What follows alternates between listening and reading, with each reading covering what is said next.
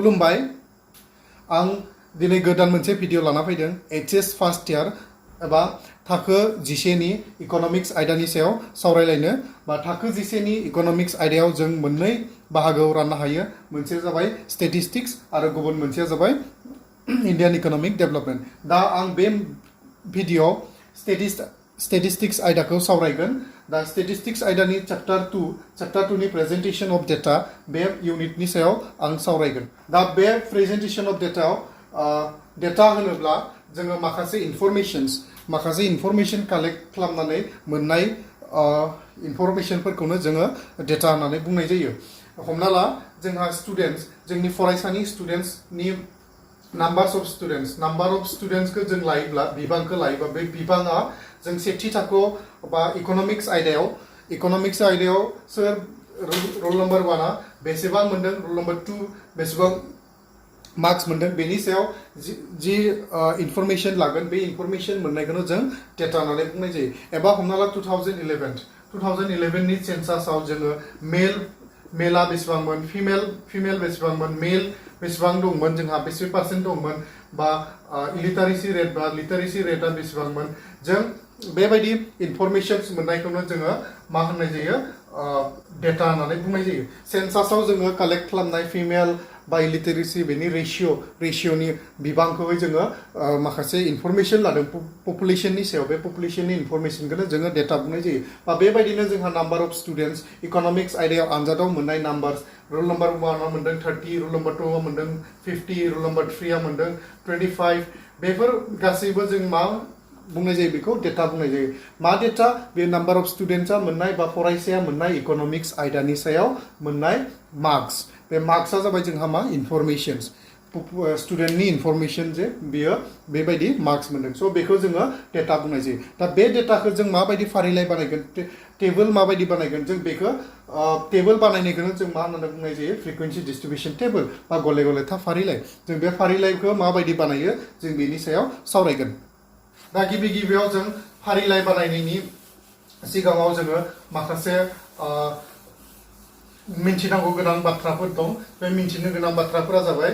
types of series जों सीरीजआ माबायदि जागोन बे फारिलाइखौ जों माबायदि सीरीजआव बानायगोन गिबियाव इंडिविजुअल सीरीज दं मोनसे डिस्क्रीट सीरीज मोनसे दं आरो कंटिन्यूअस सीरीज मोनसे दं बे मोनथाम सीरीजखौ लानानै जोङो माखासे स्टैटिस्टिक्सनि मेथ्सफोरखौ बानायगोन गिबियाव जों बेखायनो बे फ्रिक्वेन्सि डिस्ट्रिब्यूशन टेबल बा गले गले था फारिलाइ बानायनायाव बे सीरीजखौ मिन्थिग्रोनांगोन बिनि उनाव जोंहा क्लास फैगोन थाखो फैगोन सीरीजआवहाय माबायदि थाखो थायो बेखौ मिन्थिनांगोन ओमफ्राय क्लास लिमिट थाखोनि लिमिटखौ मिन्थिनांगोन क्लास इंटरवलखौ जों मिन्थिनांगोन बेनि उनाव मिड पॉइंट गेजेर मानखौ जों मिन्थिनांगोन सो गिबियाव फारिलाइ माबायदि बानायो हमना ला जोङो इकोनॉमिक्स आयदायावहाय जि स्टुडेन्टआ गासै 10 स्टुडेन्टआ मोननाय मार्क्सखौ जोङो फारिलाइयै होनाय दं सोरबा मोनदों 20 सोरबा मोनदों 25 सोरबा मोनदों 15 सोरबा मोनदों 3 सोरबा मोनदों 9 बेबायदि गासै 10 फरायसायाहाय बेबायदि मार्क्स मोनदों इकोनॉमिक्स आयदायाव सो बे मार्क्सफोरखौ जोङो माबायदि फारिलाइ बानायनांगौ जों बेखौ क्लास 10 आव मोनबोखादों सो नायदों जोंहा फारिलाइ बानायनांगौबा बेवहाय जों मा दं गासै बेसेबां फरायसा दं 10 फरायसा दं आरो बेफोर जाबाय जोंहा 10 फरायसाया मोननाय मार्क्स इकोनॉमिक्स आयदायाव मोननाय मार्क्स सो ओंखायनो जों बे मोनसे न'आव जोङो मा लागोन नाम्बार ऑफ स्टूडेंट फरायसानि बिबांखौ बेयाव लागोन आरो मोननाय मार्क्सखौ जों लागोन बेयाव मार्क्सखौ लागोन सोर बेसेबां मोनदों सो जों गिबियाव जोंनि गिबि खामानिया जाबाय जों फारिलाइ बानायनायनि सिगाङाव जों बे मार्क्सखौ बा फरायसानि अनजिमाखौ जों फारियै साजायग्रोना लानांगोन एसेंडिं अर्डारावहाय गाहायनिफ्राय गोजौसिम जों साजायना लाबो मोजां जायो जोंहा मेथ्स बानायनायाव मोजां जायो बेखायनो जोंहा गिबि खामानिया जाहैबाय फार्स्ट स्टेप इज मा बेखौ एरेन्ज खालामनाय एरे होनना बुंनांगोन जोङो बे फरायसाफोरखौ एरेन्ज खालामनांगोन फ्रम एसेंडिं अर्डार गाहायनिफ्राय गोजौसिम साजायना लानांगोन सो नाम्बार 1 स्टुडेन्ट गिबियाव 1 2 3 4 5 6 7 8 बेबायदि 9 10 बेबायदि साजायना लानांगोन जिहेतु जों बेखौ एसेंडिं अर्डाराव साजायना लाबाय दा हमना ला 1 आव बेसेबां फैगोन जों मिनिमाम गासै मिनिमामनिफ्राय जों एसेन्डिं अर्डाराव थांदों जिहेतु जों मिनिमाम साजायनोसै मार्क्स बयनिख्रुइ उन्दैसिना जाबाय 3 खौ बेवहाय बेनिफ्राय एगेन 5 बेनिफ्राय फैगोन जोंहा 3 5 9 ओमफ्राय फैगोन जोंहा 10 16 बेनि उनाव 18 बेबायदि जोंहा फारियै साजायलांनांगोन आरो बे साजायनायखौनो जों मा होनना बुंनाय जायो गले गलेथा फारिलाइ बा फ्रिकुवेन्सि डिस्ट्रिबिउसन टेबल बेवहाय जोङो फ्रिकुवेन्सिखौ होआखै गले गलेथा होआखै मानो होनबा बियो उन्दै मोनसे सिरिज जायखौ जोङो इन्डिभिजुवेल सिरिज होननानैबो बुंनो हायो इन्डिभिजुवेल सिरिजाव जोङो फ्रिकुवेन्सि लिरनो हायो बा बेनि जायगायाव जों मार्क्सनि जायगायाव जोङो फ्रिकुवेन्सि होननानैबो लिरनो हायो फ्रिकुवेन्सि गले गलेथा फ्रिकुवेन्सि होननानैबो जों लिरनो हागोन बे मार्क्सनि जायगायाव बा जों शर्ट फर्मआवहाय बेखौ जों एफ होननानैबो होनो हागोन नाथाय बेवहाय आं मार्क्स होनायनि जाहोना जाबाय बेयाव मार्क्सखौ होनाय दं स्टुडेन्टनि मार्क्सखौ होनाय दं बेखायनो जों बेखौ मार्क्स होननानै डाइरेक्ट होनदों बा फ्रिकुवेन्सि जों एफ होनो नाथाय जों गिदिर जेब्लानाखि गिदिर डिस्क्रिट सिरिज आरो कन्टिनिउआस सिरिज बानायगोन होमब्ला बेखौ जोङो गिदिराव फ्रिकुवेन्सि नांगोन दा बे गिबियानो जाबाय बेबायदि सिंगोलाव थायोब्ला मार्क्सआ डाबल थायाब्ला सासे गथ'आ बा सानै गथ'आ एखे मार्क्स मोनाखै जायनिखि हमना ला 20 आरो सासेया 9नि अनगायै 20 मोननायब्ला जोंहा बेयो 20 डाबल जागौमोन माने सोर 20 खौ मोनदोंमोन बेखौ जों बुंनो हानाय नङामोन माने सानै गथ'आ 20 मोनदों हमना ला बे 3 आरो 3 आबो 20 मोनदों 4 आबो 20 मोनदों हमना लाबाय जों होमबानिया जों बे डाबल जाब्लाहाय जोङो बेखौ काउन्ट खालामनायाव माने इन्डिभिजुवेल सिरिजाव काउन्ट खालामनायाव जोंहा प्रब्लेम जाना फैयो अब्ला जोङो बे डिस्क्रिट सिरिज 2 नाम्बारखौ डिस्क्रिट सिरिजखौ बाहायगोन ओके आरो बेनिख्रुइ बांसिन थायोबा 20 जोंहा बेनिख्रुइ बांसिन जुदि थायोबा जोंहा गले गले था बेखायनो फ्रिकुवेन्सि होननानै बुंनाय जायो फ्रिकुवेन्सिनि ओंथिया जाबाय जोंहा गले गले माने फिन जाखांफैबाय थानाय बे 20 खेब बेसे फैदों बेवहाय 1 2 3 4 5 खेबबा बेवहाय मोनदों माने साबा स्टुडेन्टआ साबा फरायसाया खेब मा मोनदों 20 खौ मोननो हादों साबा फरायसाया होमबा जोङो बेयाव 3 5 6 7 बेबायदियानो गासैबो 20 मोननो हादों स' बेबायदि जुदि मोननो हायोबा जोङो बांसिन फरायसाया मोनसे मार्क्सखौनो बा एखे मार्क्सखौनो गासै बांसिन फरायसाया मोननो हायोबा बे गले गले जानायखायनो जों बेखौ कन्टिनिउआस सिरिज आरो डिस्क्रिट सिरिज बे मोननैयाव सावरायजागोन आरो बेनो जाबाय जोंहा इन्डिभिजुवेल सिरिज आरो डिस्क्रिट सिरिज आरो कन्टिनिउआस सिरिजनि डिफारेन्स बेनि डिफारेन्सआ जाहैबाय जों मा इन्डिभिजुवेल सिरिजाव जोङो बेवहाय रिपिट जाया बे नाम्बार्सफोरा जोंहा रिपिट जाया 20 बेयाव थानो मोननाय नङा जोंहा 20 थानो मोननाय नङा बेबायदि जुदि रिपिट जायाब्ला अनजिमाफ्रा 20 25 15 16 18 5 12 थायो होमब्ला जोङो बेखौ इन्डिभिजुवेल सिरिज बुङो आरो फिसा जेब्लानाखि फिसा जायो बिबाङा खम जायो मालाबा 10 स्टुडेन्टनि जायगायाव जोंहा 30 स्टुडेन्ट जानो हागौ गासै 30 स्टुडेन्टआ बेसेबां मोनदोंबा 30 गिदिर जागोन ना बेयो बा जोंहा 50 स्टुडेन्ट मोनदों जोंहा 50 स्टुडेन्ट बे 50 स्टुडेन्ट 30 स्टुडेन्टखौ जों बेयाव साजायनायाव जोबोद गोलाव जागोन होमबा जोङो बे साजायनो बेखौ हानाय नङा अब्ला जों बे मोननै सिरिजखौ लानाय जागोन डिस्क्रिट सिरिज आरो बे कन्टिनिउआस सिरिज बे मोननैखौ लानाय जागोन दा जोङो गुसुं सिरिजखाय जोङो मा लादों इन्डिभिजुवेलखौ सिरिज लादों आरो जेरावनोखि जोंहा रिपिटेड नाम्बार्स गैया नाम्बार्सफोराहाय खेबसेल' जाखांदों बेवहाय खनले जाखाखै आरो जुदि खनले जाखांबा बेखौ गले गले था जाय बुङो डिस्क्रिट सिरिज आरो कन्टिनिउआस सिरिजाव जों सावरायो दा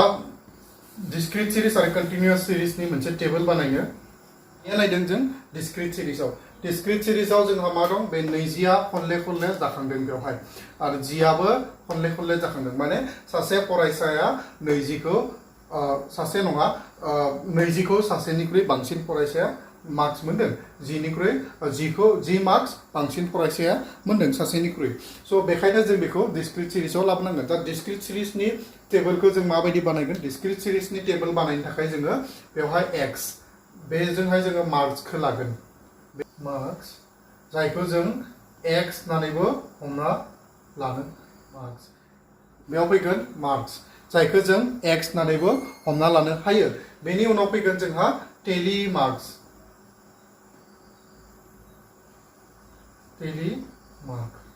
टेलि मार्क माने जोंहा दाग हांखो फैगोन टेलि मार्क फैगोन दाग हांखो फैगोन बेनि उनाव फैगोन जोंहा फ्रिकुवेन्सि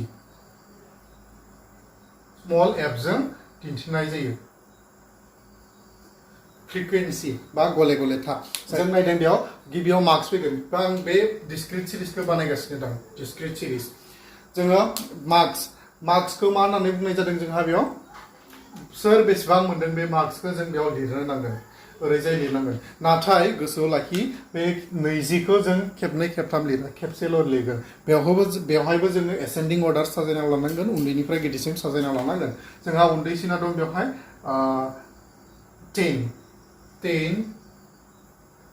माने मार्क्सखौ बेयाव लिरनायनि ओंथिया जाबाय 10 सा बेसे गथ'आ मोनदों फ्रिक्वेन्सि खेब बेसेया मोनदों बेखौ जों नायनो थाखाय जों मार्क्सखौ बेयाव लानाय जादों जों मार्क्सखौसो नायगोन सा बेसे गथ'आ मोनदों ओंखायनो मार्क्सआ बेयाव फैगोन नाम्बार अफ स्टुडेन्टआ फैया बा फ्रिक्वेन्सि सिगाङाव फैया मार्क्स इक'नमिक्स आयदायाव बेसेबां नाम्बार बा मार्क्स मोननो हादों सासे गथ'आ 10 नि उनाव जोंहा दं 14 नि उनाव जोंहा 19 गैया 20 दं 25 दं अके स' जों 25 बेबायदि मोननाय जादों दा नायदो जोंहा गिबियाव फैदों जों आरो मोनसे बाथ्रा खावलायनो सानदों जोङो बे 10 बेसे दं 10 मोनसे मोननै बेबायदि नागिरबाय थायोबा जोंहा टाइम कनजिउम जागोन एग्जामाव जों बेबायदि नागिरबाय थानो हानाय नङा मानो होनबा बेवहाय गुसुं होनाय दं बेनिख्रुइ बांसिन गोलाव थायो आरो टाइम सेभ खालामनो थाखाय जोङो बेबायदि नागिरबाय थाबा जोंहा प्रब्लेम जागोन बेयाव टेलि मार्क्स बानायनायाव प्रब्लेम जागोन ओंखायनो नोंथांमोना क्लास 10आव मोनबोनाय बायदिनो जों खालामगोन 20खौ जों बेयाव दानबाय 20खौ दाननाय लोगो लोगो जों बेयाव दाग हांखो मोनसे होगोन 20 नि जायगायाव से फैबाय ओमफ्राय 25 दं 25 नि जायगायाव फैबाय 15 दं 15 नि जायगायाव फैबाय 20 नि जायगायाव फैगोन 16 14 15 18 20 आरो 10 अके बेबायदिनो जोङो बेखौ दाननानैहाय जों बेवहाय दाग हांखोखौ फज'नाय जाबाय नाथाय नोङो 20 बोरै नागिरनानै बेयाव डाइरेक्ट फज'योब्ला जोंहा गोरोन्थि जागोन स' ओंखायनो बेयो टाइम सेभनि थाखाय बेबायदि खालामनाया मोजां जागोन अके स' दायो नायदों जोङो दा बेखौ सानदों बेसेबां मोनदों 2खौ जों फ्रिक्वेन्सियाव लिरनांगोन गले गले जाखांदों 10आ खेबबेसे जाखांदों खेबनै जाखांदों 14आ खेबसे 15आ खेबथाम 16आ खेबनै 25आ खेबनै स' गाहायाव जोङो टटेल खालामदों टटेल बेसेबां जागोन जोंहा बेखौ सानदों प्लास खालामना होदों 2 3 4 5 6 7 8 9 10 11 12 13 14 15 टटेल जोंहा गासै बेसे मोनदों 15 मोनदों अके दा सानना नायदों जों बेवहाय गासै बेसे अनजिमा दङ 1 2 3 4 5 6 7 8 9 10 11 12 13 14 15 yes 15 जों बेवहाय 15 दं आरो बेयाव 15 दोनदों गासै मेथ्स जादों जोंहा मेथ्सआहै जोंहा कारेक्ट जादों जुदि बेयाव 15 नि जायगायाव बेयाव 15 दंब्ला बेयाव 16 दंब्ला जोंहा बे मेथ्सआ कारेक्ट जानाय नङा स' ओंखायनो बेखौ साननानै नाय आरो बेवहाय मोननायजों समान जानांगोन होनबानो मेथ्सआ कारेक्ट जादों अके बे जाबाय जोंहा डिस्क्रिट सिरिजनि टेबोल माबायदि बानायो बा गले गले था फारिलाइ माबायदि बानायो बेखौ जों नायबाय दानिया फैदों जों कन्टिनिउआस सिरिज बे कन्टिनिउआस सिरिजखौ नायनि जोङो बेयावबो जोङो कन्टिनिउआस सिरिजावबो जों बे 20 मार्क्सखौ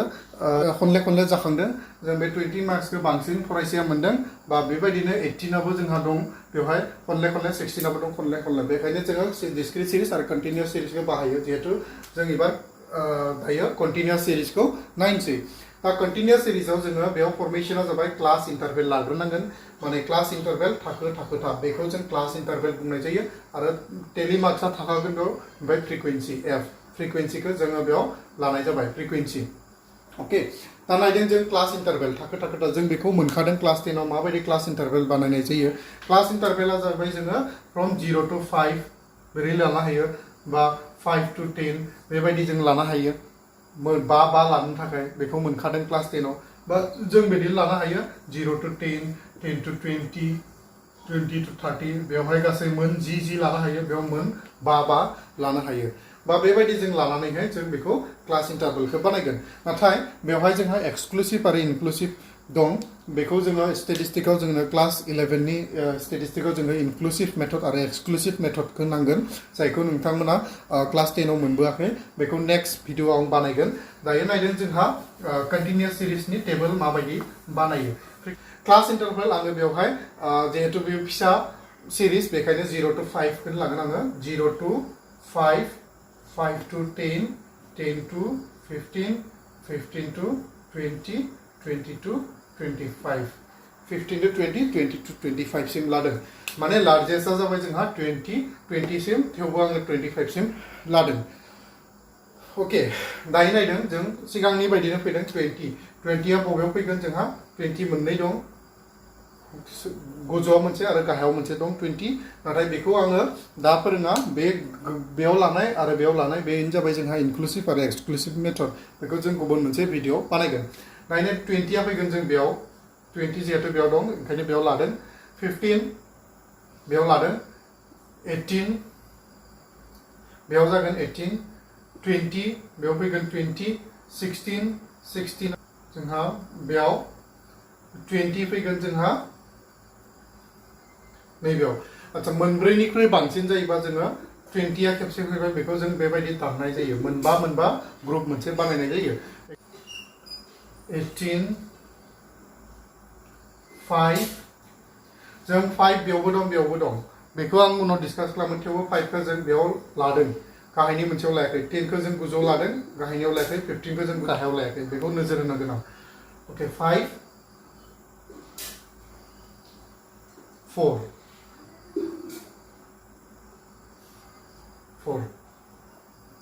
सो बे जाबाय जोंनि टेली मार्क्स को मोननाय जाबाय सो टेली मार्क्स बेयाव काउंट खालामना जों मोनबाय 5 2 3 5 6 7 8 सो जों टोटल खालामबाय 8 9 10 15 16 17 18 गासै दं जोंहा 18 बेखौ काउंट खालामनानै जोङो 18 मोनगोन सो बे जाबाय जोंहा कन्टिन्युअस सिरिजनि साजायनाय दा बेयाव नायदों जों बे क्लास माखौ बुंनाय जायो जों 0 to 5 बे थानायखौनो जोङो मा होननाय जायो बेवहाय क्लास होननानै थाखो होननानै लानाय जादों आरो बे इन्टारभेलखौ जों मा होननाय जायो 0 to 5 नि गेजेराव थानाय इन्टारभेलखौ क्लास इन्टारभेल होननानै बुंनाय जायो आरो बेखौनो थाखो होननानै बुंनाय जायो 0 to 5 नि गेजेराव थानाय थाखो आरो बे क्लास लिमिटआ जाबाय बे 0 to 5 0 to 5 नि गेजेराव थानाय माखासे अनजिमानि सीमाखौ जोङो लिमिट होनना बुंनाय जायो बे गोजौ सीमाया जाबाय जोंहा 5 अपार क्लास लिमिटआ जाबाय जोंहा 5 एन्ड लोअर क्लास लिमिटआ जाबाय जोंहा 0 बेखौ जों क्लास लिमिट होनना बुंनाय जायो बेखौ लोअर क्लास लिमिट आरो बेखौ अपार क्लास लिमिट बेनि सीमाखौ 0 निफ्राय 5 सिम सीमा बा 5 निफ्राय 10 सिम सीमा बेनि जोबथा सीमा जोबथा गाहाया जाबाय 5 आरो गोजौसिना जाबाय जोंहा 10 बेखौ जोङो क्लास लिमिट होननानै बुंनाय जायो आरो क्लास इन्टारभेला जाबाय जों बेखौ होननाय जायो 0 to 5 5 to 10 10 to 15 आ जाबाय जोंनि क्लास इन्टारभेल आरो मिड पॉइंटआ जोबोर गोनां जोंहा स्टेटिस्टिक्सआव मिड पॉइंटखौ मोननो हायो जों फर्मुला मोनसे दं mid point is equal to what upper class limit plus lower class limit divided by 2 माने 0 to 5 अपार क्लास लिमिट जों बे मोनसे क्लास लिमिटखौ हमबा अपारा बेसेबां 5 आरो लोअर बेसेबां 0 5 डिवाइडेड बाय 2 5 2.5 आ जाबाय जोंहा क्लास मिड पॉइंट क्लासनि मिड पॉइंट माने गेजेरनि बिबां गेजेरनि सीमाखौ होनना बुंनाय जादों बेयाव 0 to 5 नि गेजेरनिखौ जोङो मिड पॉइंट होननानै बुंनाय जायो मिड पॉइंटआ बेसेबां 2.5 5 to 10 नि मिड पॉइंटआ बेसेबां जागोन जोंहा 7.5 बेबायदिनो जोंहा बारायलांबा 10 to 15 नि गेजेरनिया बेसेबां जागोन बेखौ दिहुननो थाखाय जोङो मिड पॉइंट होननाय जायो आरो बे अपार क्लास लिमिटआ जाबाय 15 बेखौ दिहुनोब्ला जोङो अपार क्लास लिमिटआ जागोन जोंहा 15 आरो लोअर क्लास लिमिटआ जागोन 10 बे मोननैखौ प्लास खालामनानै 2 जों डिवाइड खालामबा बे 10 to 15 नि गेजेरनिखौ मोनगोन बेखौनो मिड पॉइंट होननानै बुंनाय जायो सो बेखिनिया जाबाय जोंहा प्रेजेंटेशन ऑफ डेटा चैप्टर 2 नि प्रेजेंटेशन ऑफ डेटा नि स्टैटिस्टिक्स नि माबायदि जोङो गले-गलेथा फारिलाइ बा फ्रिक्वेंसी डिस्ट्रीब्यूशन टेबल बानायनो हायो बे गासैबो जाबाय जोंहा बेसिक्स आरो बेखौ लानानै जों उननि भिडिअफोरखौ बानायलांगोन जों डिस्ट्रीब्यूशन टेबल माबायदि बानायो आरो क्लियरलि मिन्थिनो थाखाय जों माखासे एग्जांपलफोरखौ खालामलांगोन सो बयखौबो भिडिअखौ नायनो थाखाय खावलायबाय आरो फैबाय थानाय भिडिअफोरखौ नायनो थाखाय बयखौबो खावलायबाय गोजोन्थों